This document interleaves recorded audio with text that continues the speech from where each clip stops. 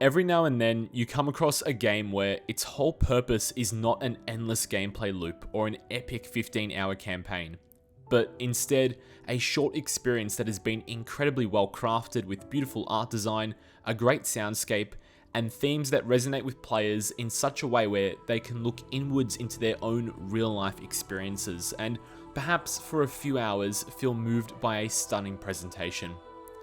Developers Giant Squid have made a name for themselves in this space with their previous entries, and their latest release aims to achieve the same thing. This is Sword of the Sea.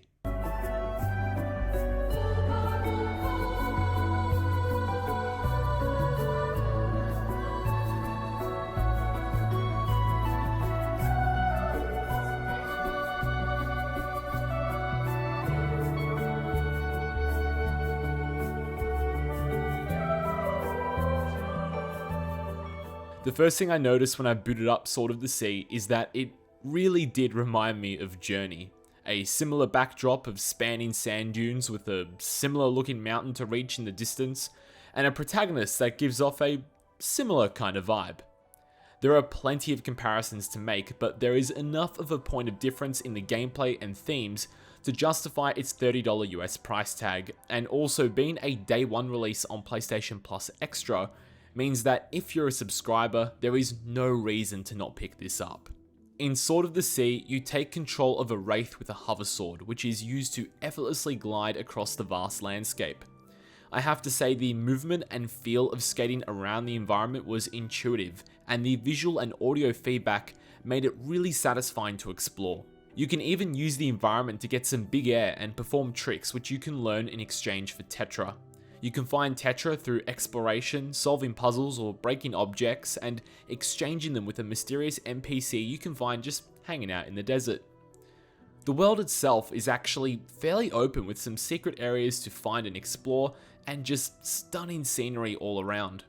Starting off as a barren wasteland, the Wraith can interact with certain elements to transform the environment into a stunning ocean teeming with crystal water, schools of fish, and colourful coral. The game is warmly directional without being too instructional, and it uses the environment to indicate to the player where they should explore next through key interest points or flag markers, and the couple times I did find myself a bit lost, I wasn't fussed because this was just a beautifully crafted world to get lost in. This is a really short game. I finished it in just under 3 hours, and there isn't really a whole lot to discuss in terms of story, but I do want to discuss the themes of Sword of the Sea. What we get is written and discussed in a way which can be open to a lot of different interpretations, and it really exemplifies for me why I think video games can be considered and should be appreciated as a form of art. The whole game you are on this healing journey, and I think there are a couple different understandings of what that journey can look like for different players. There is the very literal sense of players exploring these rather extreme and arid environments, and then having the ability to inject life and harmony back into this harsh world.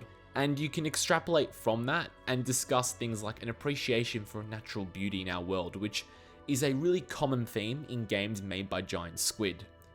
But for me, there was this deeper meaning when it comes to healing, something that comes from within the player, and that emotion is really powerful, and it was strong enough to hold my attention the whole way through.